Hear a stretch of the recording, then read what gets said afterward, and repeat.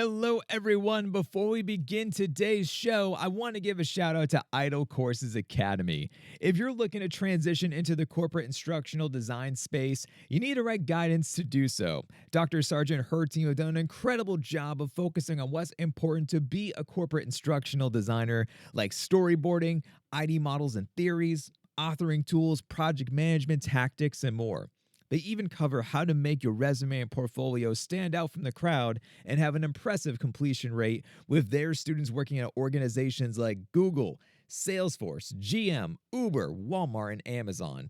Also, you won't be going through this learning process alone. You'll be studying alongside other aspiring instructional designers, as well as working with experienced mentors and coaches. And as an added bonus, you'll get a free copy of my ebook, What I Wish I Knew Before Becoming an Instructional Designer. So check out the industry-recognized program that's showing up in job descriptions as preferred training and education by going to idlecourses.com/academy. Use my promo code Luke to save you $88 off of your enrollment. And now, let's start the show.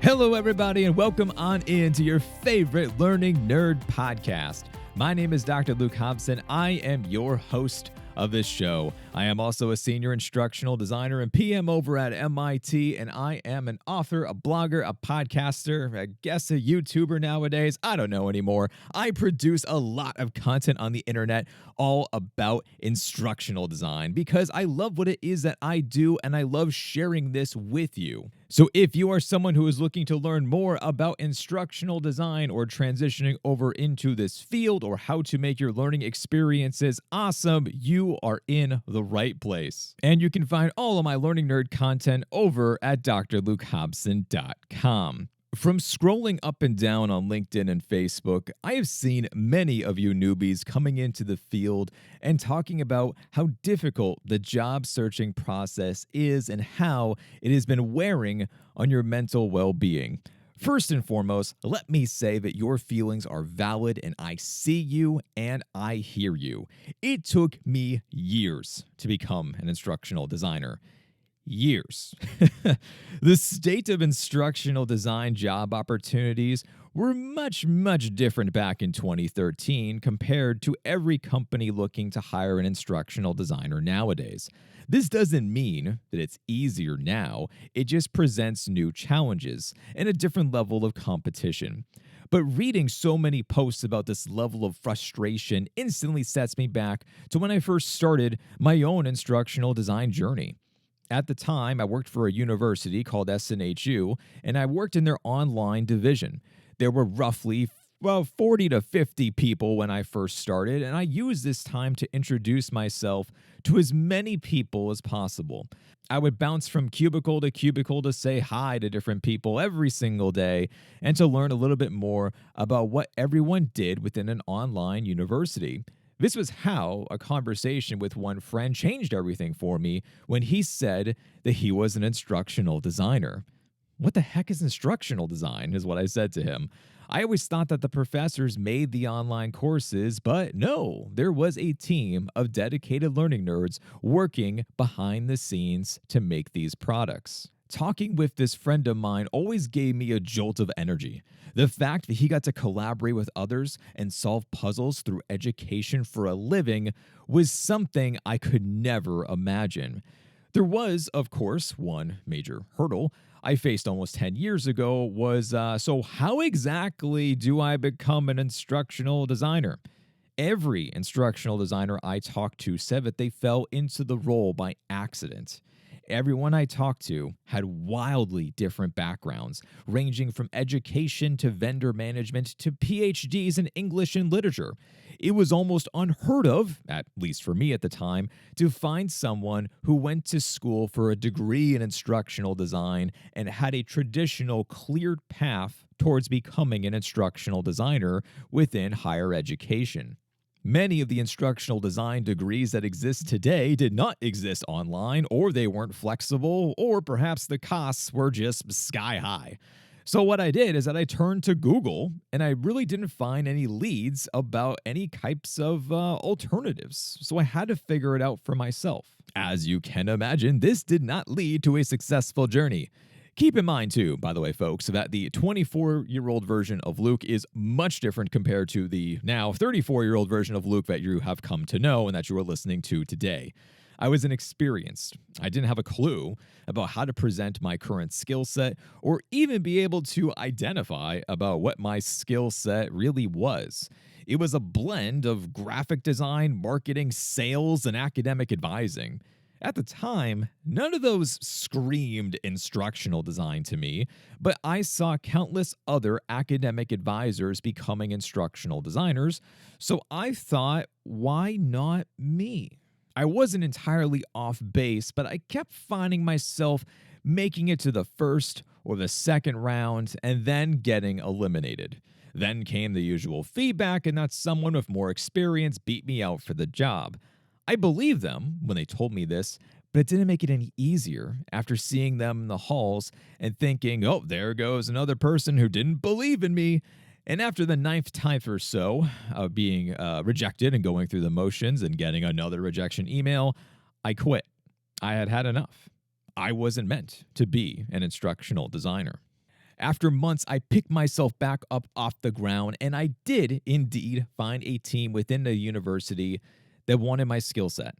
It took forever, but through trial and error, conversations, reading books, professional development, and other tactics, I did land an instructional design role. All of this long story is to say that I have been where you are, and I wish I created a better plan for myself. So in theory, if I could do this all over again, what would I do differently to save myself from the agony of constantly being rejected? And folks, this is what I would do. First and foremost, design a plan and work your way backwards. You know I talk a lot about backward design, and it's for a good reason. This model just doesn't apply to developing trainings and courses and programs. You can apply the lessons to learning any kind of skill. After all, what are the backward design principles? You first start with identifying the problems and what goals you are striving for. Then you work your way backwards, hence the name, towards figuring out what you need to see in order to say that you are successfully on track. From there, you create ways to practice, to build up your self-confidence, and allow yourself to make mistakes. And then finally, you immerse yourself in the right content. That's all that it really is. That's basically backward design. Designing a plan can be your focal point to refer back to if you face doubt or wondering if you are doing the right thing. Make this plan visible for you to see. Place it in your office, your bathroom mirror, wherever. Make the goal visible and know how to get there. The aim of this is to make tasks less daunting. Seeing a goal from a 50,000-foot view is scary and overwhelming. Seeing things broken down step by step, piece by piece, makes it seem attainable.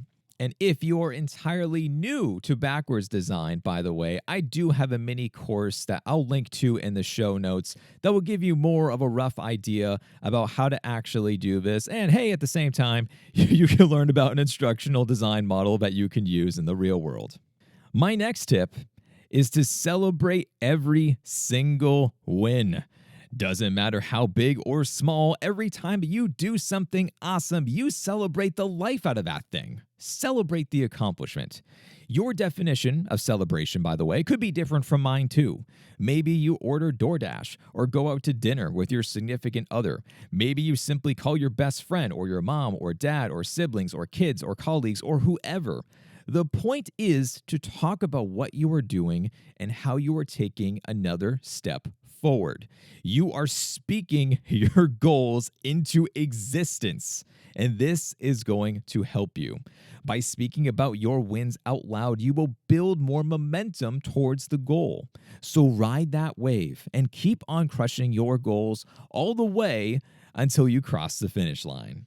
My next tip is to network every week. I said it before, and I'll say it again. Relationships are everything.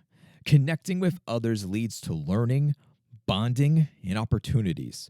There is a saying in the networking type of field that mentions to dig the well before you're thirsty.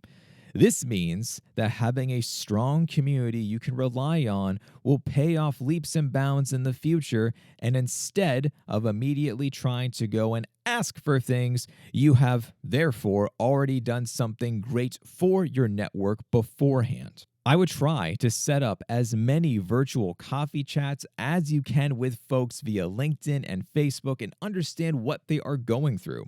What is their typical day like? What problems are they facing? Heck, you can even ask the question about what's something you wish you knew before becoming an instructional designer. Kind of funny given that that's the title of my book, but you know what? That question is really useful and it will absolutely help you out. If there is ever an opportunity for you to assist in this process, by the way, if you can find a way to help this person, it will make you look reliable and can potentially become this person's go-to person for a couple of different things. The other huge part about networking is you should be connecting with other instructional designers on LinkedIn. The reason being is because instructional designers post instructional design positions. They are the first to know if their team is hiring, and if you come to mind, they could be reaching out to you about the opportunity. Networking is a long-term game, but with creating real relationships, you are setting yourself up for success in the future. My fourth tip is to read with purpose and then take action. If you find yourself consuming book after book and then struggling with being able to recall anything, then this tip is for you. If you're like me, you don't have free time. It simply does not exist. So when you do find that one magical, uninterrupted hour, you'll read as much of a book as you possibly can. The problem is, you won't retain nearly as much information as you think. You can only consume so much at one time, so try this instead. Read a chapter, write down a summary, and then go apply those takeaways. This is especially common in design books, and you'll see to-do lists and exercises at the end of each chapter. In What I Wish I Knew Before Becoming an Instructional Designer, I created practice questions and reflections at the end of each chapter for this very reason. I wanted you to slow down. I wanted you to read about the information and then go apply it to help with retention.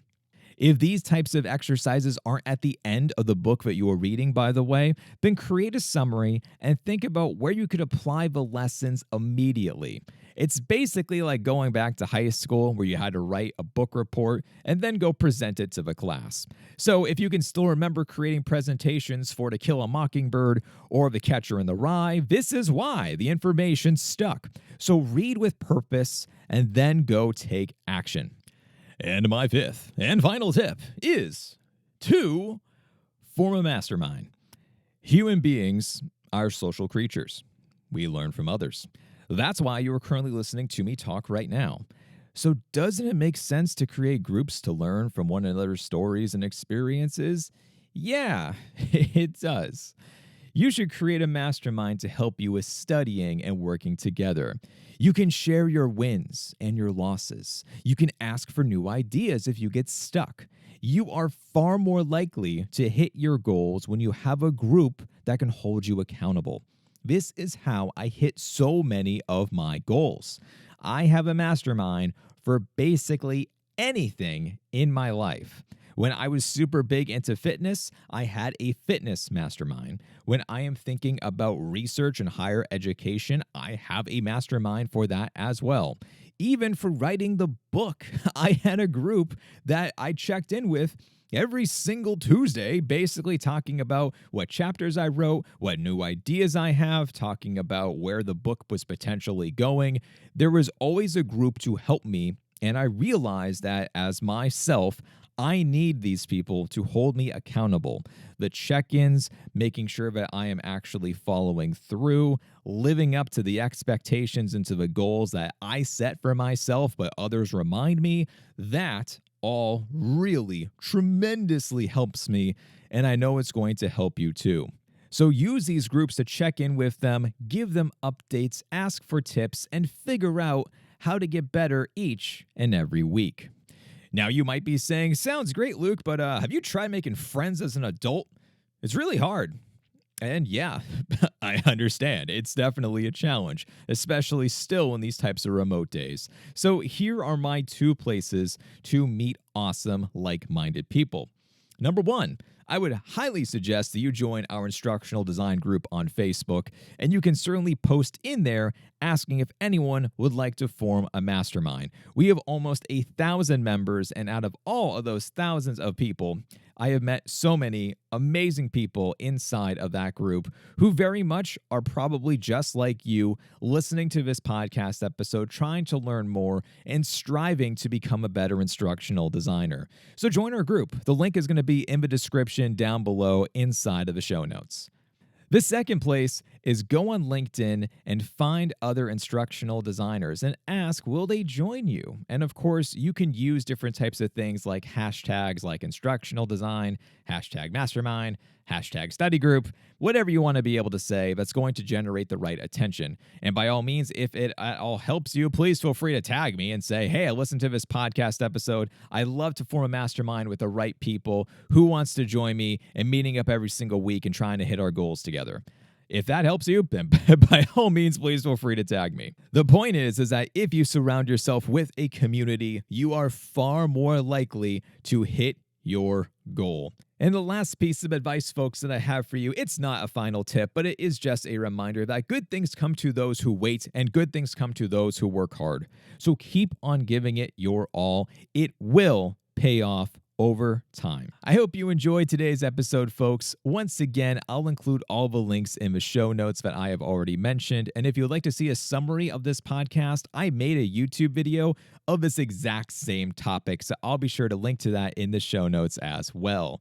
A special shout out to the sponsors of the show, Idle Courses Academy and EduFlow. Your support of our sponsors truly helps to keep this podcast running, so be sure to check out both of them as well. And give this podcast a 5-star rating wherever you are listening. I am not picky. I am always so happy to read about different ratings and hear what you think of the show and how it has helped you out. And if you would be so kind, share this episode with a friend, a colleague, a family member, whoever needs to hear this type of message about a little bit of a motivational pep talk and making sure that they are also on the right track on how to not give up on this job search. Well, my friends, that is all I have for you today. Stay nerdy out there, and I'll talk to you next time.